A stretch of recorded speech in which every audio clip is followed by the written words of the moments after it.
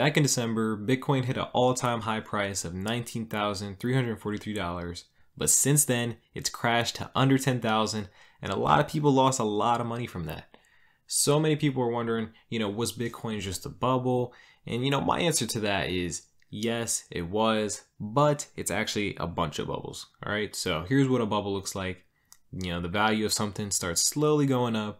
You might have a dip or a few, and then it has this huge, quick run up. But then, it peaks, and then finally it crashes. But, usually it recovers again. All right, so a lot of people don't even know, but Bitcoin has already had several major bubbles, not just the one in 2017. So let's take a look at Bitcoin's history. So in November of 2010, Bitcoin went from 6 cents all the way up to 39 cents. That doesn't seem like much, but that's more than a 6x gain on your investment.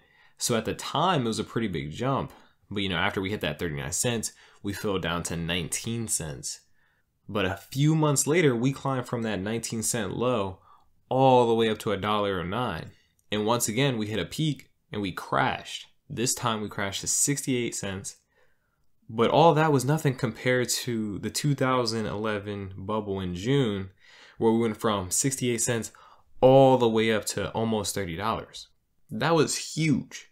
That was a 44 times jump, but afterwards was one of the worst Bitcoin crashes ever, since Bitcoins lost 93% of their value and the price dropped all the way down to $2.05.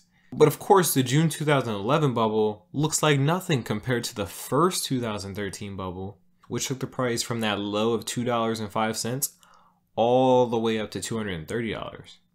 The price multiplied by 112. That's huge. You could have turned a $1,000 investment into $112,000 with that kind of gain. But, it always happens. We crashed again like usual.